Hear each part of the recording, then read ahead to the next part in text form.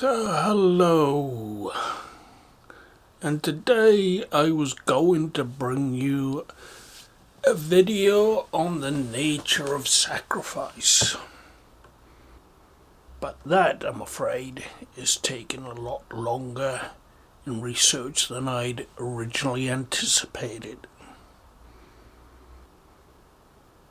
So that video will be coming next week, and I'll be looking at the nature of sacrifice.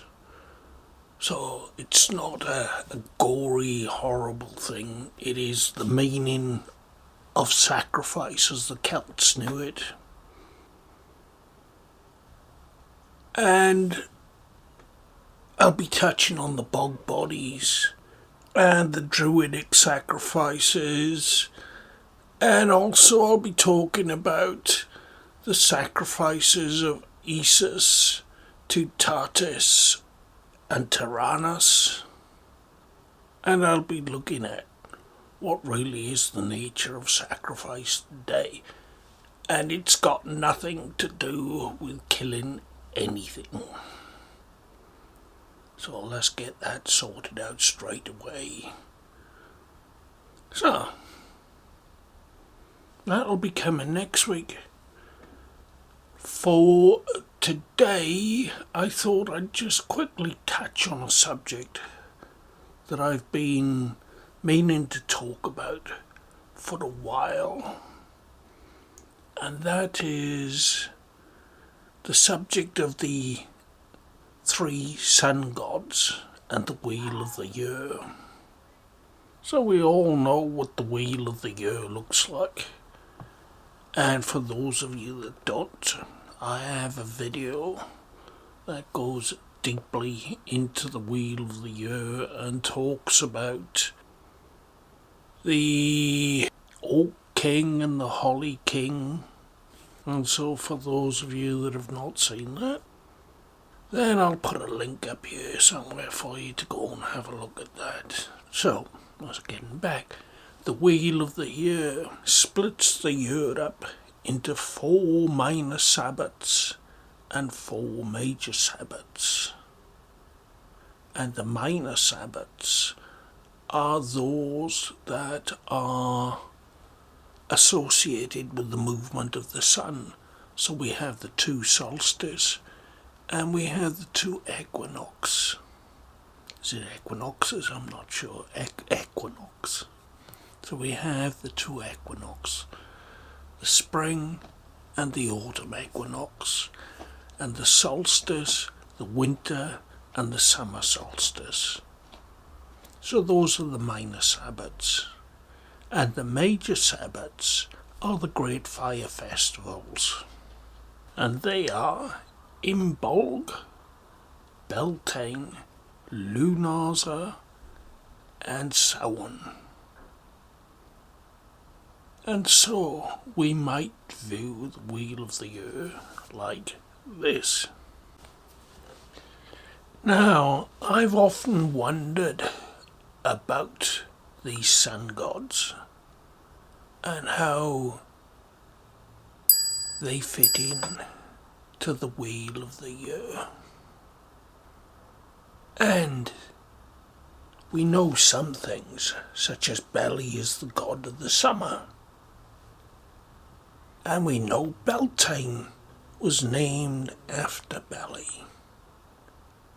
And Lugh, his day is the 1st of August. But then there's Mabon,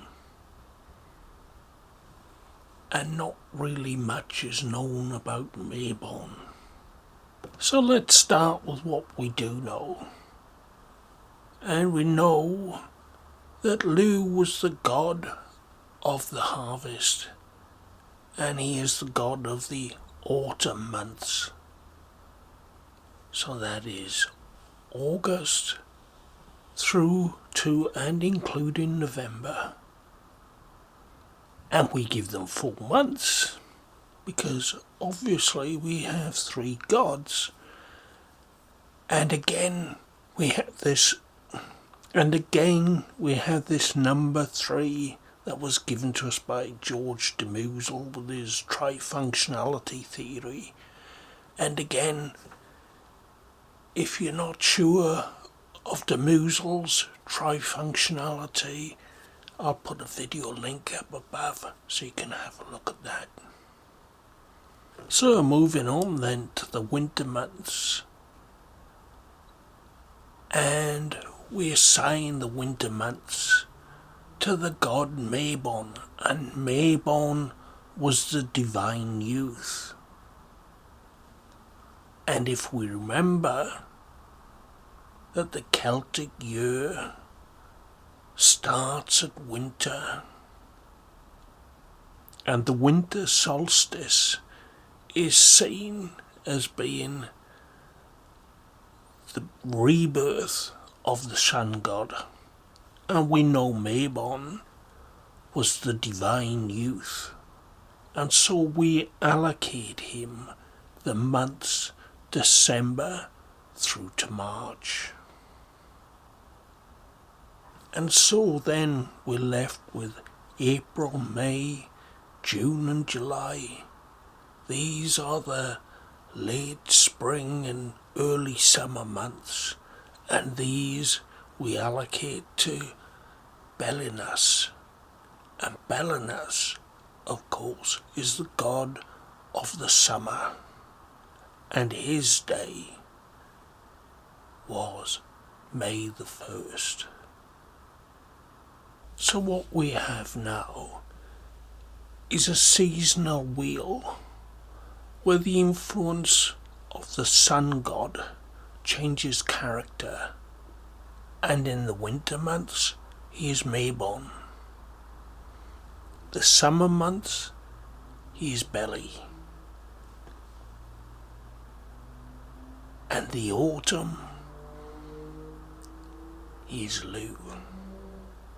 And so I hear you ask, why are we splitting up the year in such a way?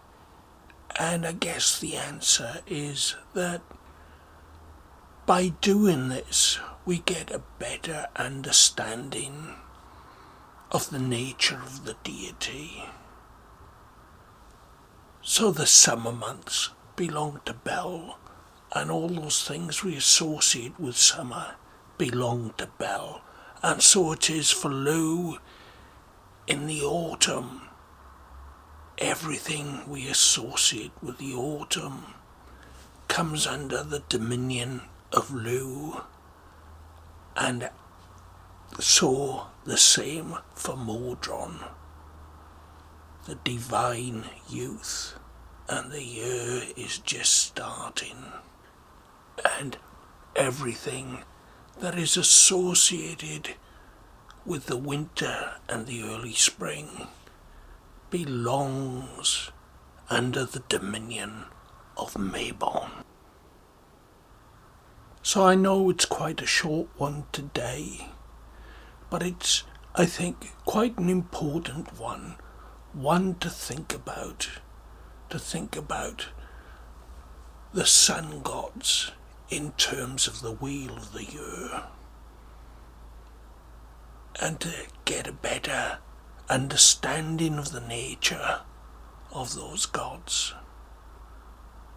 So perhaps you may want to contemplate what I've said today, and if you have any views on the subject or any questions, then drop them in the comments down below, and I'll see you next week when I've finished my research on the topic of the nature of sacrifice, and I'll see you for that next week.